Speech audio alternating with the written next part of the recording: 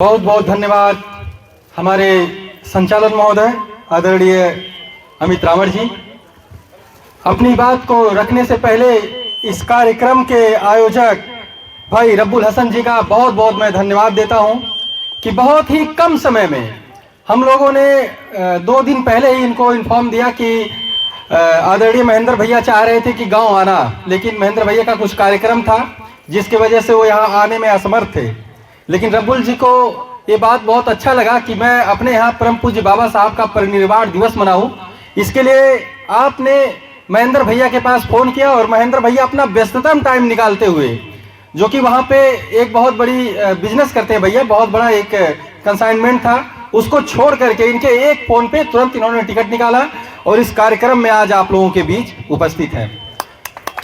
साथियों, मैं अपनी बात शुरू करने से पहले करुणा के सागर तथागत गौतम बुद्ध को मैं नमन करते हुए बहुजन समाज में जन्मे उन सभी संतों, गुरुओं और महापुरुषों को नमन करता हूं जिन्होंने इस देश में समता, स्वतंत्रता और मानवता तथा इस देश में सामाजिक और आर्थिक भागीदारी के लिए अपना पूरा जीवन संघर्ष किया।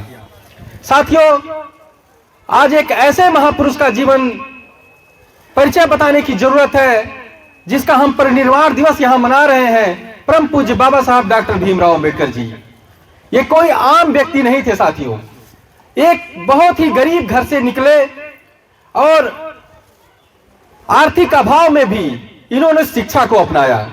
आप सबको पता होगा कि बाबा साहब का जन्म 14 अप्रैल 1891 को हुआ था और 1891 में क्या स्थिति थी इस देश में हमारे बुजुर्ग साथी अच्छे से जानते होंगे और जो नौजवान साथी हैं मुझे लगता है कि बहुत ही कम जानते होंगे, क्योंकि आज से अगर हम 50 साल पहले भी चले जाएं तो ये दादाजी लोग जो कुर्सियों पे बैठे हैं शायद इनको कुर्सियों पे बैठने का भी अधिकार नहीं था।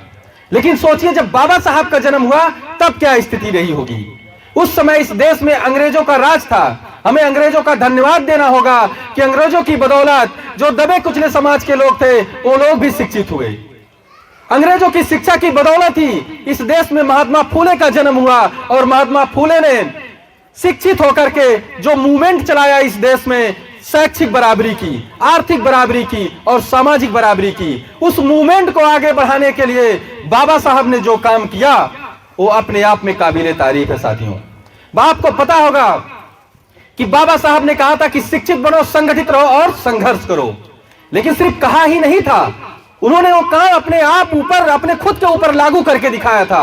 बाबा साहब सबसे पहले शिक्षा पे ध्यान दिए। आपको पता होगा पढ़ाई के लिए बाबा साहब अमेरिका और लंदन तक की जो है सफर किए और सिर्फ सफर ही नहीं किए, उनके पास पैसे नहीं थे अमेरिका जाकर पढ़ने के लिए, पैसे नहीं थे लंदन जाकर पढ़ने के लिए, लेकिन उनके शिक्षा को देखते हुए उस समय बड़ौदा के राजा सयाजीराव गायकवाड़ और आपके कोल्हापुर के नरेश कुर्मी साम्राज्य छत्रपति साहू जी महाराज ने उनके मेहनत को देखते हुए उन्हें आर्थिक रूप से मदद किया और जब वो शिक्षित होकर विदेशों से भारत में लौटे तो आप देखिए विश्व के सबसे बड़े डिग्रीधारी परम पूज्य बाबा साहब के साथ भी जाति भेद का, छुआछूत का सामना करना पड़ा। बाबा साहब इतने ज्यादा शिक्षित थे, जब सयाजीराव गायकवाड़ के यहाँ जाकर के नौकरी कर रहे थे तो उस समय इतने बड़े शिक्षित होने के बावजूद वहां का चपरासी उन्हें पानी देने से मना कर देता था। सोचिए वो स्थिति क्या थी। इसीलिए जब बाबा साहब शिक्षित हुए तो उन्होंने अपने महापुरुषों को पढ़ा कि ये हमारे साथ ऐसा जाति भेद, ऐसा छुआछूत क्यों हो रहा है। इसके लिए उन्होंने देखा कि हम सिर्फ हम नहीं, बाबा साहब से पहले भी हमारे महापुरुषों ने इस चीज के लिए संघर्ष किया और उन्होंने अपना 3 गुरु चुना। पहला जो नाम था वो संत कबीर थे। संत कबीर की बातें बाणी जन जन में आप लोग जानते होंगे, उन्होंने किस तरीके से ढोंग पाखंड के खिलाफ तमाम दोहे और तमाम चौपाइयों का रचना किया। उसके बाद उन्होंने अपना दूसरा गुरु महात्मा फूले को चुना और तीसरा गुरु छत्रपति साहू जी महाराज को चुना, महात्मा गौतम बुद्ध जी को चुना। और जब आप हम तीनों इन महापुरुषों को देखेंगे तो पाएंगे इन तीनों महापुरुषों ने इस देश में सामाजिक, राजनीतिक और आर्थिक उद्धार के लिए अपना पूरा जीवन लगा दिया। और बाबा साहब जब शिक्षित होकर आए और देखे कि मेरे साथ इस तरीके से जातिवाद हो रहा है, इतना शिक्षित होने के बाद भी, तो उस समय देश में अंग्रेजों का शासन था और वायसराय की काउंसिल में बाबा साहब शामिल होकर वहां पर पहली बार श्रम मंत्री बने। और जब बाबा साहब श्रम मंत्री बने तो बाबा साहब ने, कितने लोग कहते हैं कि बाबा साहब सिर्फ दलितों के नेता हैं, सिर्फ चमारों के नेता हैं, ये बात आप लोग सुने हैं कि नहीं? अभी रब्बुल भाई बाबा साहब का जयंती मना रहे हैं, इसे में तमाम ऐसे बेवकूफ और धूर्त किस्म के लोग मिलेंगे जो कहेंगे कि रब्बुल भाई तो चमारों का कार्यक्रम कर रहे हैं। या खुद रब्बुल भाई के ही समाज के तमाम मूढ़ धूर्त व्यक्ति कहेंगे कि ये तो चमारों में जाकर मिल गए हैं। साथियों, बाबा साहब सिर्फ चमारों के नेता नहीं थे, सिर्फ दलितों के नेता नहीं थे। बाबा साहब का जब हम जीवन परिचय उठाकर पढ़ेंगे, उनके मेहनत को पढ़ेंगे, तो हम देखेंगे कि बाबा साहब ने इस देश में महिलाओं के लिए काम किया, इस देश में दबे कुचले लोगों के लिए काम किया, इस देश में जो कामगर लोग हैं, चाहे वो नौकरी पेशा व्यक्ति हो, चाहे वो किसी के यहाँ मजदूरी कर रहा व्यक्ति हो, उसके लिए उन्होंने काम किया।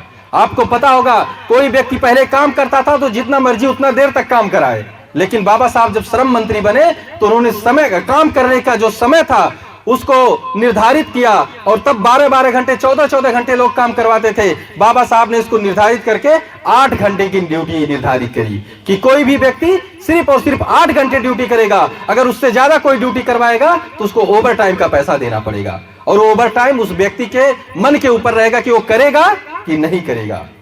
तो इसलिए अगर हम देखा जाए तो क्या मजदूर सिर्फ चमार लोग थे? क्या मुस्लिम समाज के लोग मजदूरी नहीं करते थे? क्या पिछड़े समाज के लोग मजदूरी नहीं करते थे? क्या ब्राह्मण समाज के लोग, ठाकुर समाज के लोग, वैश्य समाज के लोग मजदूरी नहीं करते थे? क्या ये लोग नौकरी नहीं कर रहे हैं? लेकिन इन सब के लिए जब बाबा साहब ने वो निर्धारित समय किया तो उससे साफ साफ पता चलता है कि बाबा साहब ने सर्व समाज के लिए काम किया।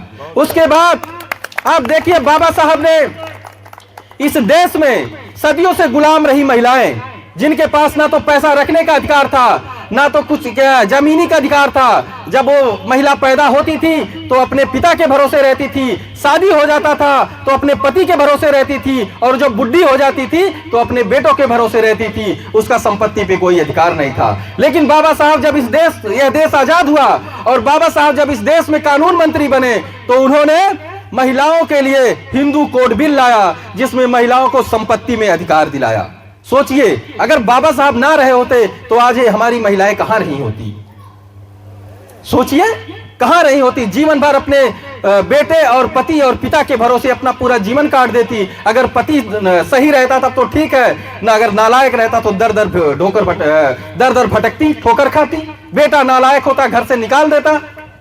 लेकिन बाबा साहब ने इसका उपाय किया कि संपत्ति जो होगी उसमें महिलाओं का भी बराबर की भागीदारी होगी। अब महिलाएं सिर्फ चमारों की तो नहीं है, सिर्फ पिछड़े समाज की नहीं है, सिर्फ मुस्लिम समाज की नहीं है, महिलाएं हर समाज में है। इसलिए अगर बाबा साहब को सबसे ज्यादा कोई सम्मान देना चाहता है तो उन महिलाओं को देना होगा, चाहे वो ब्राह्मण के घर की हो, चाहे चमार के घर की हो, चाहे मुस्लिम समाज के घर की हो, या इस भारत में जन्मे कोई भी धर्म जाति का व्यक्ति हो, उन सब महिलाओं को अगर अपना उनका सच्चा कोई बाप है तो बाबा साहब डॉक्टर भीमराव अंबेडकर है साथियों।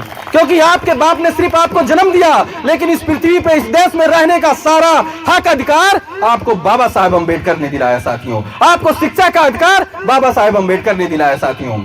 जब ये देश आजाद हुआ, बाबा साहब इस देश का संविधान लिखे, लेकिन आज देखिए देश को आजाद हुए और इस देश में संविधान को लागू हुए 70 सालों से अधिक हो गया। लेकिन क्या आपको लगता है कि इस देश में संविधान आज सही रूप से काम कर रहा है? जो बाबा साहब ने उस संविधान में रचना की कि सबको समता मूलक समाज की बराबरी मिले, सबको आर्थिक रूप से मजबूत आगे बढ़ने की बराबरी मिले, सबको जो है आपस में जाति भेद का खत्म करके हर कोई एक बराबर रहे, क्या ये हो पा रहा है? नहीं हो पा रहा है। लेकिन आप देखिए, जब बाबा साहब उस समय संविधान का रचना किए थे तब उन्होंने कहा था कि मैंने इस विश्व का सबसे अच्छा संविधान आप लोगों को सौंपा है, लेकिन यह संविधान तब सही साबित होगा जब इस संविधान को इस्तेमाल करने वाले लोग सही होंगे, अन्यथा यह संविधान गलत ही होगा साथियों। आज देखिए देश में क्या हो रहा है। 2 सरकारों को मैं उदाहरण दूंगा। एक सरकार थी बहन कुमारी मायावती जी का, तब भी यही बाबा साहब का संविधान था, लेकिन बहन जी के शासनकाल में सर्व समाज को आगे बढ़ने का अधिकार मिला। जो भूमिहीन लोग थे उन्हें सरकारी जमीनों को पट्टा करने का काम बहन कुमारी मायावती जी ने किया। जो हमारी महिलाएं थीं, आज मोदी जी नारा लगाते हैं कि बेटी बचाओ बेटी पढ़ाओ, लेकिन सिर्फ नारा लगा है, जमीन पे क्या किसी बेटी को बचाने के लिए उन्होंने काम किया? लेकिन बहन जी ने करके दिखाया। बहन जी जो बीपीएल कार्ड धारक व्यक्ति था, ब्राह्मण, ठाकुर, वैश्य, मुस्लिम, चमार, कोई भी जाति का व्यक्ति था, अगर उसके घर बेटी पैदा होती थी तो बहन जी के शासनकाल में 1 लाख रुपए का बीमा बहन जी के निर्देश में सिर्फ फ्री में हो जाता था। और वो लड़की जब बड़ी होती, 18 साल से ऊपर की होती, तो उसको वो पैसा मिलता था। साथियों, ये काम बहन जी ने किया। आप पता होगा बहन जी के शासनकाल में जो लड़कियां पढ़ती थी, जो 12 पास होती थी, 10 पास होती थी, उनको साइकिलें मिलती थी और 15,000 रुपए मिलता था कि नहीं दादी? मिलता था ना। ये था बेटी बचाओ और बेटी पढ़ाओ। लेकिन आज क्या है? क्या बेटियों को पढ़ाने के लिए इस तरीके का कोई काम हुआ? नहीं हुआ। और ये काम कर रहे हैं कि स्मार्ट सिटी बना रहे हैं, आके स्मार्ट सिटी बना रहे हैं जो सिर्फ कागजों में है। देखिए, स्मार्ट सिटी अगर आपको देखना है तो आप चले जाइए लखनऊ। लखनऊ का कोई स्वरूप नहीं था, लेकिन सन 2007 में जब बहुजन समाज पार्टी की सरकार बनी, लखनऊ को स्मार्ट बनाने का काम बहन कुमारी मायावती जी ने किया। इस प्रदेश को स्मार्ट बनाने का काम बहन कुमारी मायावती जी ने आगरा से लेकर नोएडा तक का इस देश का दूसरा सबसे अच्छा एक्सप्रेसवे बनाने का काम किया। और सिर्फ इतना ही काम नहीं किया, आज ये कहते हैं, क्या हुआ?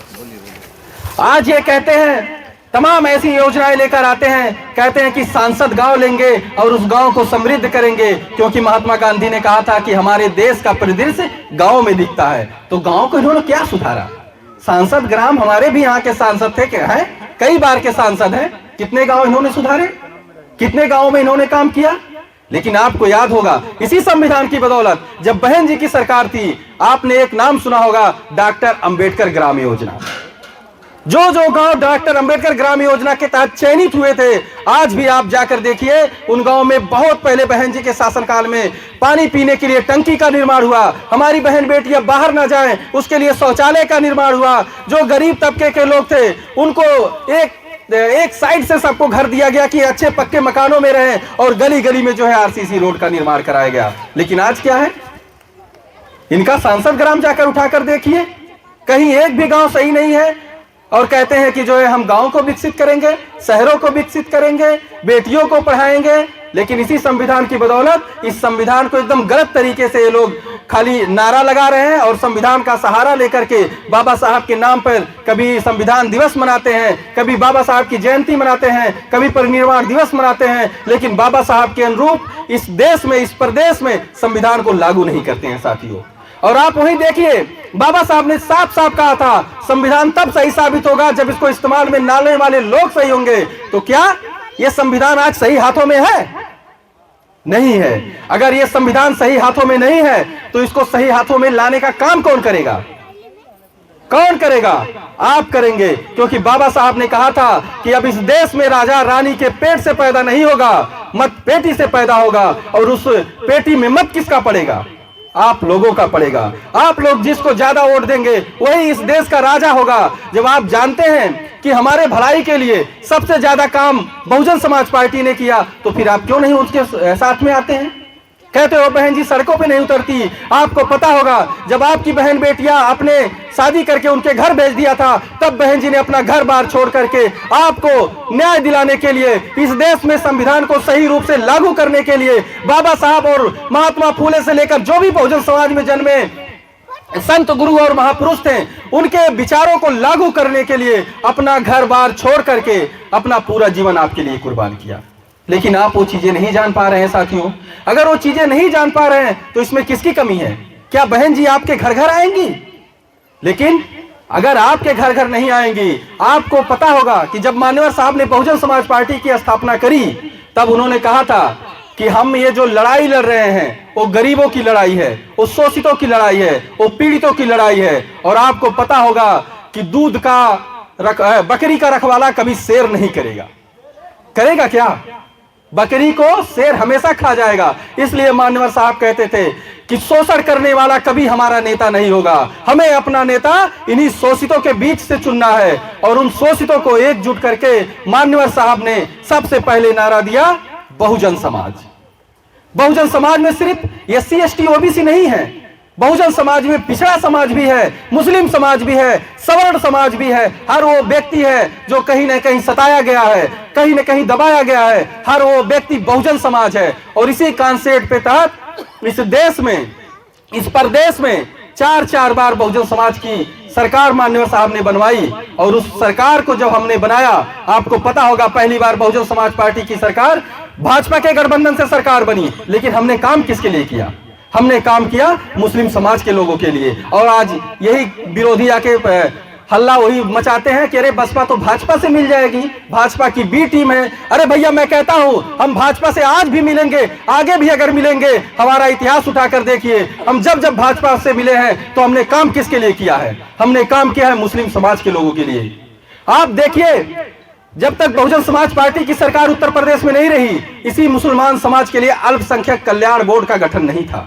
लेकिन जब बहुजन समाज पार्टी 1995 में पहली बार भाजपा की मदद से सरकार बनाई, तब हमने मुस्लिम समाज के लिए अल्पसंख्यक कल्याण बोर्ड का गठन करा, और उसके बाद मदरसों को मान्यता दी। मदरसों में पढ़ाने वाले जो टीचर थे उनको सैलरी देने का काम बहुजन समाज पार्टी ने किया। हमने जिससे भी गठबंधन किया, अपने शर्तों पे गठबंधन किया। हम किसी से अगर गठबंधन करे हैं तो उसकी विचारधारा पे चलने का काम नहीं किए हैं, बल्कि वो व्यक्ति हमारी विचारधारा को लेकर चलने का काम किया है। हमने 2019 में अखिलेश यादव से गठबंधन किया। आज हमारा ही कॉन्सेप्ट, बहुजन समाज का जो कॉन्सेप्ट है, उसको चुरा करके ये पीडीए चिल्ला रहे हैं, ये पीडीए चिल्ला रहे हैं। लेकिन आपको पता होगा साथियों, अभी 9 अक्टूबर को जब बहन जी ने रैली की लखनऊ में, तो बहन जी ने कहा, और हम लोग भी जब लखनऊ जाते थे, हमारे दुर्गेश चंद्रा भाई साहब हैं, हम लोग कई बार लखनऊ गए। जब बहन जी की सरकार चली गई, जो बहन जी के द्वारा बनवाए गए स्मारक थे, अखिलेश यादव ने उस स्मारकों को खंडहर करने का काम किया, उसकी बिजली काटी, उसकी साफ सफाई बंद करवाई, उसको ध्वस्त करने का काम किया। लेकिन इसी बात को लेकर के बहन जी 9 अक्टूबर को जब उन्होंने कहा कि हमारी सरकार जाने के बाद जब अखिलेश यादव की सरकार आई, तो पीडीए जो महापुरुष है पीडीए के, उन महापुरुषों के नाम पर जब हमने ये स्मारक बनवाए, उन्हीं स्मारकों को अखिलेश यादव ने ध्वस्त करने का काम किया, खंडहर बनाने का काम किया। और हमने एक पत्र लिखकर भाजपा से अनुरोध किया कि अगर आपके पास बजट नहीं है तो जो एक टिकट के पैसे हैं, उन्हीं पैसों से आप हमारे स्मारकों को रिनोवेट करिए। इसको भाजपा सरकार ने माना, इसके लिए भाजपा सरकार का उन्होंने आभार व्यक्त किया। इसी बात को ये पीडीए वाले चिल्ला रहे हैं। अरे भैया, हम तो अभी तक समझते थे कि आप टोटी चोर हो, लेकिन बहन जी के उस कार्यक्रम के बाद हमको समझ में आया कि अखिलेश यादव सिर्फ टिकट चोर नहीं, बल्कि पीडीए वाले महापुरुषों के टिकट चोर भी हैं। उनके स्मारकों का टिकट भी चोरी करते हैं। हमारे महापुरुष जो रहे, बाबा साहब के नाम पर बना भव्य पार्क, उसको ये लोग जो है ध्वस्त करने का काम करें। और समाजवादी पार्टी का तो आप लोग इतिहास उठाकर देखिए, जब बहन जी ने अंबेडकर पार्क का निर्माण किया, तो यही समाजवादी लोग कहते थे ये तो अयासी का अड्डा है। बाबा साहब के स्मारक को अयासी का अड्डा बताते थे। बताइए, अगर अभी हम ही कह दे, इनके किसी महापुरुष को, इनके किसी नेता को गलत शब्द बोल दे, तो उनका खून खौल जाएगा, हमारे दलितों को गांव-गांव जाकर मारने लगेंगे।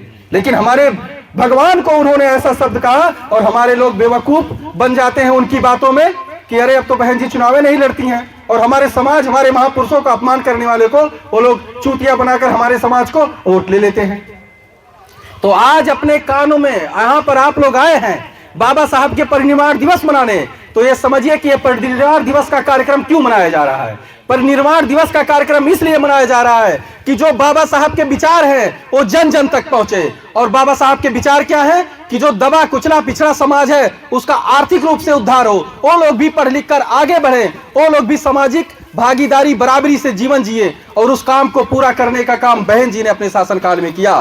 तो जो मान्यवर साहब और बहन जी ने जो काम किया, वो काम था बाबा साहब का सपना। अगर बाबा साहब के सपने को किसी ने पूरा किया, बहन जी ने। सम्राट अशोक जो जगह जगह चैत्य और स्मारकों का निर्माण करवाया, स्मारकों का, उसको फिर से लखनऊ में निर्माण करवाने का काम बहन जी ने किया। हमारे जो बहुजन महापुरुष थे, उनको विचारों को इस प्रदेश में उतारने का काम बहन जी ने किया। इसलिए अगर बाबा साहब को सच्ची श्रद्धांजलि आप लोगों को देना है, तो यही कसम खाकर जाइए कि हे बाबा साहब, आपके परिनिर्वाण दिवस पे हम एक कसम खाते हैं कि आपके विचारों को पूरा करने के लिए हम फिर से जो आपके विचार को उत्तर प्रदेश में लागू किया है, उसी को अपना ये जो वोट है दे करके फिर से बाबा साहब के विचारों को जन जन तक पहुंचा करके समता मूलक समाज की स्थापना करेंगे। इन्हीं सब बातों के साथ हमें अगले कार्यक्रम में जाना है। लेकिन मैं बहुत बहुत धन्यवाद दूंगा भाई रब्बुल हसन जी का, जिन्होंने सिर्फ हमारे एक रिक्वेस्ट पे इन्होंने कहा कि मैं कार्यक्रम मनाऊंगा, और बिना मेरे जानकारी के आपने आदरणीय महेंद्र भैया को फोन भी कर दिया, और महेंद्र भैया जी ने इनके एक रिक्वेस्ट को स्वीकार करते हुए अभी रात में जो है 10 बजे घर पहुंचे हैं। रात में 10 बजे घर पहुंचे, सुबह हमको फोन किए, राहुल बाबू मैं तैयार हूं, आप आइए और कार्यक्रम में चलना है। तो मैंने फोन किया तो पता चला कि कार्यक्रम थोड़ा विलंब होगा, क्योंकि ये कार्यक्रम 10 बजे ही हम लोग चाह रहे थे हो जाए, लेकिन कुछ कारणों से ये 10-11 बज गया, 12 बज गया। इसके लिए जो भी हो कोई बात नहीं, हमें अगले कार्यक्रम में निकलना है।